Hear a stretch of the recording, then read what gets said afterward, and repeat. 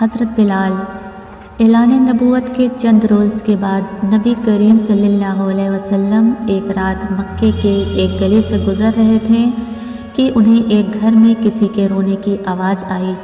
آواز میں اتنا درد تھا کہ آپ صلی اللہ علیہ وسلم بے اختیار گھر میں داخل ہو گئے۔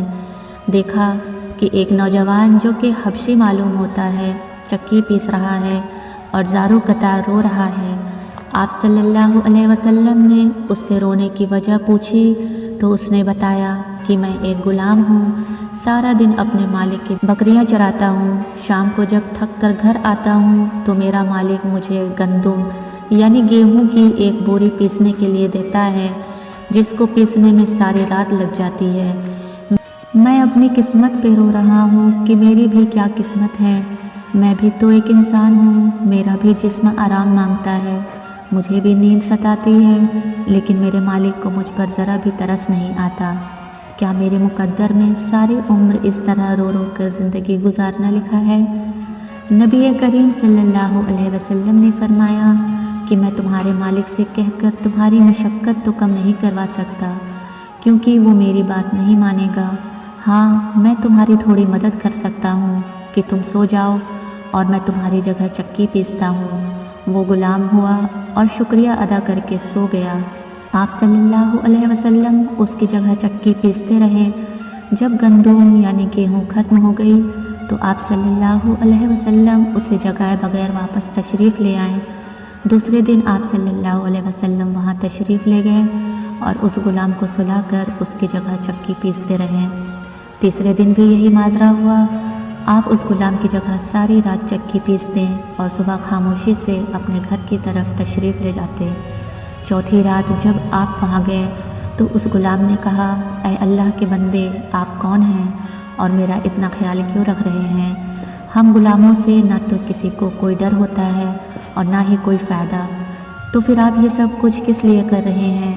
آپ صلی اللہ علیہ وسلم نے فرمایا، میں یہ سب کچھ انسانی ہمدردی کے تحت کر رہا ہوں، اس کے علاوہ مجھے تم سے کوئی غرض نہیں ہے۔ اس غلام نے کہا کہ آپ کون ہیں؟ نبی کریم صلی اللہ علیہ وسلم نے فرمایا، کیا تمہیں معلوم ہے کہ مکہ میں ایک شخص نے نبوت کا دعویٰ کیا ہے؟ اس غلام نے کہا، ہاں، میں نے سنا ہے کہ اس شخص کا نام محمد ہے اور اپنے آپ کو اللہ کا نبی کہتا ہے۔ آپ صلی اللہ علیہ وسلم نے فرمایا کہ میں وہی محمد ہوں۔ یہ سن کر اس غلام نے کہا کہ اگر آپ وہی نبی ہیں تو مجھے اپنا کلمہ پڑھائیے، کیونکہ اتنا شفیق اور مہربان کوئی نبی ہی ہو سکتا ہے جو غلام کا اس قدر خیال رکھے۔ آپ صلی اللہ علیہ وسلم نے انہیں کلمہ پڑھا کر مسلمان کر دیا۔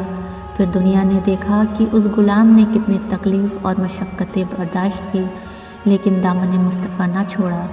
انہیں جان دینا تو گوارا تھا، لیکن اتنے شفیق اور مہربان نبی کا ساتھ چھوڑنا گوارا نہیں تھا۔ ہمارا آج کا سوال ہے کہ سب سے پہلے اذان کس نے دی تھی؟ تو اس کا جواب آپ ہمیں کمنٹس باکس میں لکھ کر بتا سکتے ہیں۔ آج دنیا انہیں بلال حبشی رضی اللہ عنہ کے نام سے جانتی ہے۔ نبی کریم صلی اللہ علیہ وسلم کی ہمدردی اور محبت نے انہیں آپ کا بے لاس غلام بنا کر رہتی دنیا تک مثال بنا دیا۔ حضور صلی اللہ علیہ وسلم کے وصال کے بعد سیدنا بلال حبشی رحمۃ اللہ علیہ السلام گلیوں میں یہ کہتے پھرتے کہ لوگوں، تم نے کہیں رسول اللہ صلی اللہ علیہ وسلم کو دیکھا ہے تو مجھے دکھا دو۔ پھر کہنے لگے کہ اب مدینے میں میرا رہنا دشوار ہے اور شام کے شہر حلب چلے گئے۔ جب حضرت بلال رضی اللہ عنہ مدینہ منورہ سے شام چلے گئے تو ایک رات خواب میں انہیں نبی کریم صلی اللہ علیہ وسلم کی زیارت نصیب ہوئی تو آپ صلی اللہ علیہ وسلم فرما رہے تھے، اے بلال، کیا بے وفائی ہے، تو نے ہم سے ملنا چھوڑ دیا، کیا ہماری ملاقات کا وقت نہیں آیا؟ خواب سے بیدار ہوتے ہی اونٹنی پر سوار ہو کر لبیک یا سیدی یا رسول اللہ کہتے ہوئے مدینہ منورہ کی طرف روانہ ہو گئے۔ جب مدینہ منورہ میں داخل ہوئے تو سب سے پہلے مسجد نبوی پہنچے۔ مسجد نبوی پہنچ کر حضرت بلال کی نگاہوں نے عالم وارفتگی نے آپ صلی اللہ علیہ وسلم کو ڈھونڈنا شروع کر دیا۔ کبھی مسجد میں تلاش کرتے اور کبھی حجروں میں۔ جب کہیں نہ پایا تو آپ کی قبر انور پر سر رکھ کر رونا شروع کر دیا اور عرض کیا، یا رسول اللہ، آپ نے فرمایا تھا کہ آ کر مل جاؤ، غلام حلف سے بہر ملاقات حاضر ہوا ہوں۔ یہ کہا اور بے ہوش ہو کر مزار پل انوار کے پاس گر پڑے۔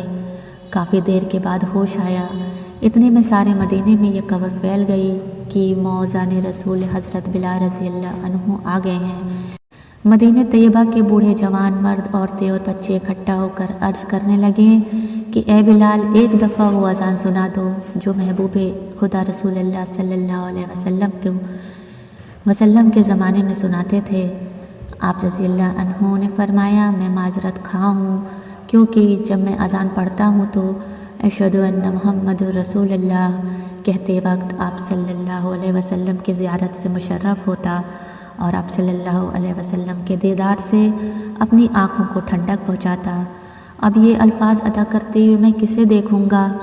بعض صحابہ کرام نے مشورہ دیا کہ حسنین کریمین سے سفارش کروائی جائے، جب وہ حضرت بلال کو اذان کے لیے کہیں گے تو وہ انکار نہیں کر سکیں گے۔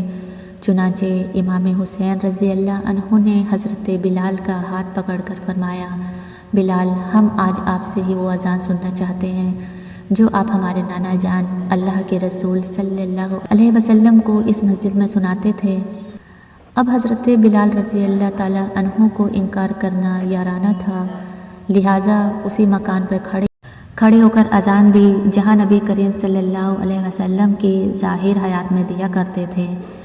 بعد کی کیفیات کا حال تو کتب سیر میں یوں ہوا ہے، جب آپ رضی اللہ عنہ نے با آواز بلند کی اللہ اکبر کہا تو مدینہ منورہ گونج اٹھا۔ آپ جیسے جیسے آگے بڑھتے گئے جذبات میں اضافہ ہوتا گیا۔ جب اشہد ان لا الہ الا اللہ کے کلمات ادا کیے، گونج سے مسجد میں اضافہ ہو گیا۔ جب اشہد ان محمد رسول اللہ کے کلمات پڑھیں تو تمام لوگ حتیٰ کہ پردہ نشین خواتین بھی گھروں سے باہر نکل آئیں۔ رکتول گریہ جاری کا عجیب عالم تھا۔ لوگوں نے کہا، رسول خدا صلی اللہ علیہ وسلم تشریف لے آئے ہیں۔ آپ صلی اللہ علیہ وسلم کے وصال کے بعد مدینہ منورہ میں اس دن سے زیادہ رونے والے مرد و جن نہیں دیکھے گئے۔